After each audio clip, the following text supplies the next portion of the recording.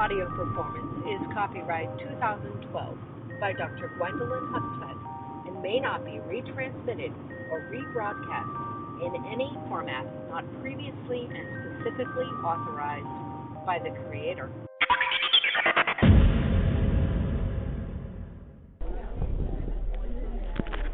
Okay, so the reason why I wasn't too nervous to make knitting short is that knitting is really modern.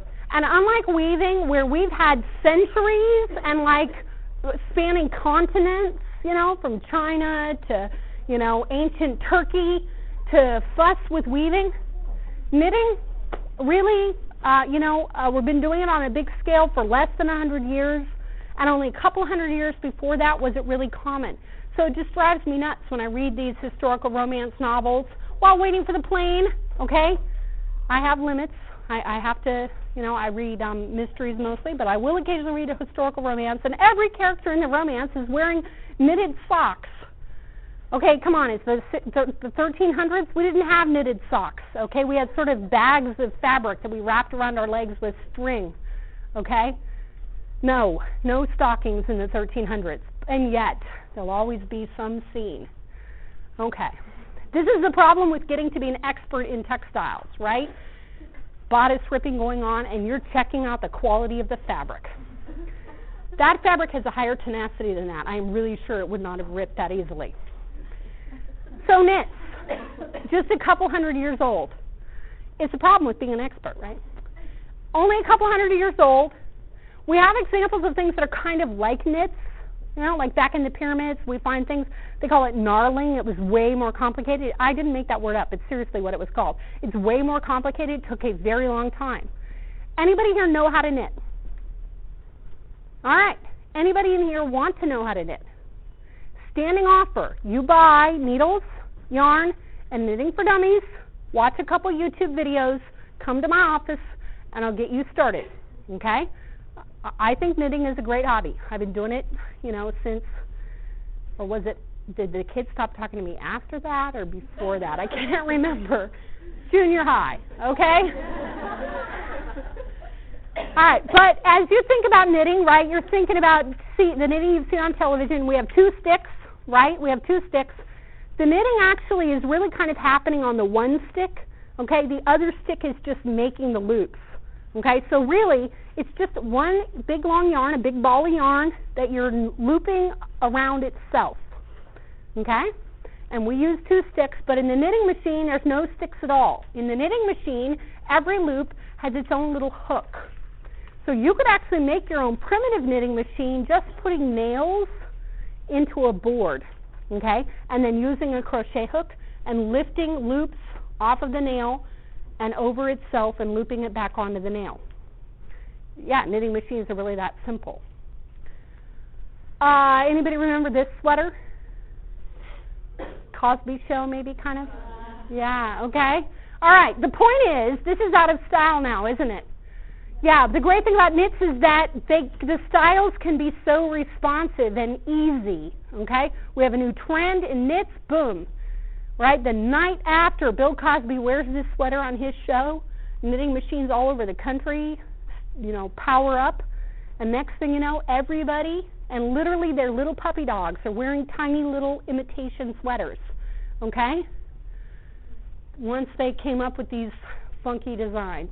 So design versatility. It's faster than weaving. I would like for you to raise your hand today if you are wearing on the top of your body somewhere a woven fabric. You're not. You're wearing leather. You are. Nope, I don't think you are. You are and you are, because you've got these denim jackets on. Nope, that's a knit. Oh. Okay, you're not. You're not. You're not. You're not. You're not. You're not. I don't think he is. I don't think you are. No. No. Okay, that's woven. Your little windbreaker right there. Okay. I am. Are you? Yeah, she's got the vest and she's sort of doing the menswear look there, and it's woven. I've got a woven sheer top, but underneath is a knit top. This is woven, right? The gist is, okay, we're all wearing knits.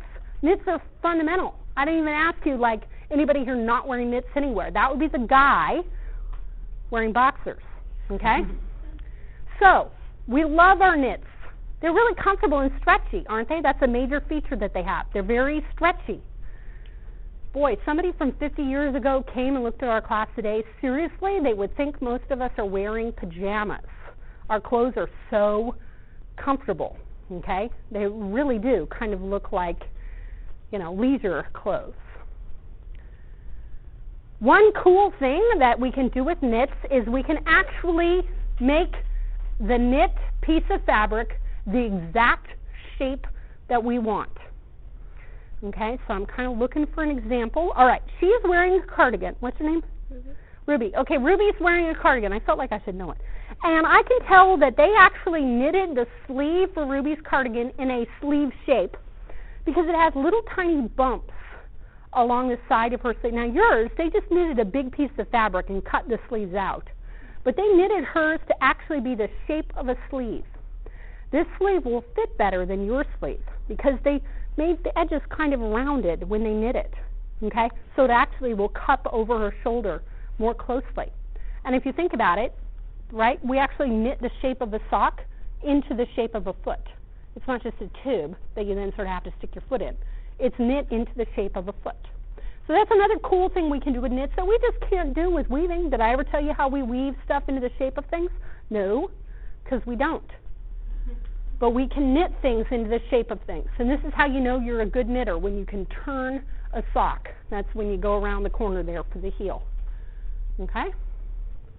Socks are fun. I definitely recommend starting with socks. They're small, and once you learn how to do things like turn the corner and deal with all the little needles, you have this great sense of accomplishment. Everybody's super impressed. But they go pretty quickly. All right.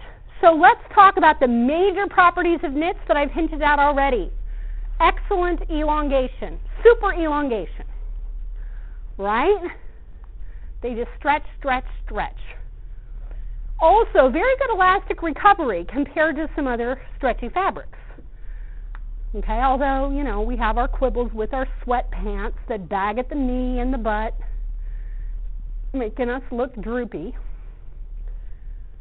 And this elastic recovery is improved when we use smooth yarns and more resilient fibers. So, for example, a pair of pantyhose that are smooth and made with nylon will have more elastic recovery than those sweatpants, which use spun yarns that are kind of stick to themselves-ish, cohesive, okay, and are not as resilient. So that's one of the differences there. Right? Anybody here ever bought a pair of cotton tights? I made the mistake one time. They looked cool. They had like a cool pattern. But they never, like once my knee stretched them out, they just never, even with the Lycra, never went back. And the wool tights are really scratchy. So you end up basically with the polyester. They're good for things like absorbency and thermal retention, and that's why we really like them for foundation layers.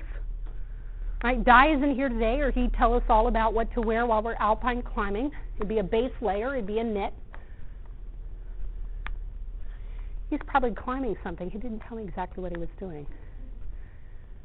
Right, as long as you attend class at or above the class average, that's my main concern, right? Resiliency, how many times have you reached into the bottom of your dirty clothes pile, pulled something out, give it a bit of a sniff? It's wrinkled, but when you put it on, 20 minutes later, no one knows you're wearing dirty clothes because the wrinkles fall out, right? That's the great thing about knits. Your body heat is enough, right? As long as it isn't too stinky. You know my recipe for homemade Febreze? Distilled water, about 40 drops of tea tree oil, and about 40 drops of lavender oil. Spritz it on the underarms of things. You're not quite sure if they're dirty enough to wash because it's the most sustainable thing you can do is to not wash something unless you're really sure it's dirty. And the great thing about this is it's all one big long yarn. So we don't have tremendous tension anywhere. The yarns can just shift around, right? It's all fluid and flowing. Now, there are some disadvantages. And one of the disadvantages is that all that fluid flowingness means that the fabrics can shrink because there's nothing really holding them down. Nothing to keep them where they're going. So we plan ahead. 5% shrinkage. 5%. So, if we had a 20-inch long t-shirt, right? 10% of that would be 2 inches. 5% is an inch. So we're saying a 20-inch long t-shirt can shrink by an inch. That's a lot. And a 20-inch t-shirt is kind of cropped anyway. I think that's where that crop trend came from, actually. No, I'm serious. They sold some poor quality stuff, it shrunk, and then people just acted like that's what, they wanted the muffin top showing. That is one trend I'm so glad it's over. You know what I'm talking about? That coincident with the low-rise Ds, which was also totally about them saving money, okay, meant that we all were subject to like that interstitial zone of ew. All right, everybody had a run in their stockings at some point. Guys wear stockings too for warmth. They don't admit it, but they're under their workout clothes sometimes. They try to sell them as mantyhose. It doesn't always work, but they do the compression thing. Okay, so it could improve your performance. So just don't ask those football players what's on under there. All right, but they could have a run or ladder, as we say in Britain. Why do you think knits pill? What would be the reason why they might pill? You've noticed this, like your sweaters seem to pill pretty easily. Why? What about them what might make them prone to pilling? Well, what causes pills?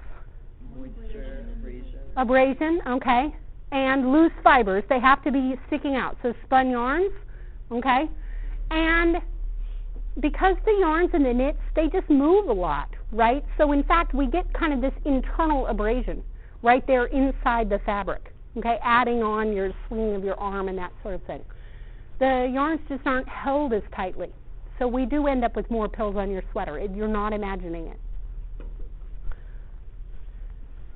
Now here's going to be the tricky or annoying part. The tricky or annoying part is I'm going to talk through several different kinds of fabrics. And I'm going to use words that I'm going to borrow from weaving. It's not me. It's the darn people that invented these machines. And darn it, they didn't come up with their own words, right? They could have just thought of new words, right? We would have totally believed them. You would have trusted me. We would have used them. It would have been great. No, we're going to use words like warp and weft, even though there is no warp or weft in the knitting process anywhere. It's because they were just too lazy to come up with new words to reflect lengthwise and crosswise and other things like that. So just remember that. Don't be fooled. If I say a weft knit, that is not the same thing as a weft pile weave. There was no weft involved. Okay? We just borrowed the word. All right, so here's our little tree. We have our weft knits. We're going to learn about jersey, rib, and purl. Those are all the single knits. We're going to learn about the double knits, which are called creatively double knit and interlock. And we're going to learn about the warp knits, which include tricot and rascal. That's how that's pronounced. This is not Rochelle. I would love to meet someday the little family that says, and here is my daughter's purl and tricot and my son's jersey and rascal. Because these are the people that inhabit my mind. I'm not going to talk about insertion or stitch bonded. You can read about them in the textbook. They won't be on the exam. They're just another kind. We use the insertion to be used to make things like sweatshirts, but I had to stop somewhere.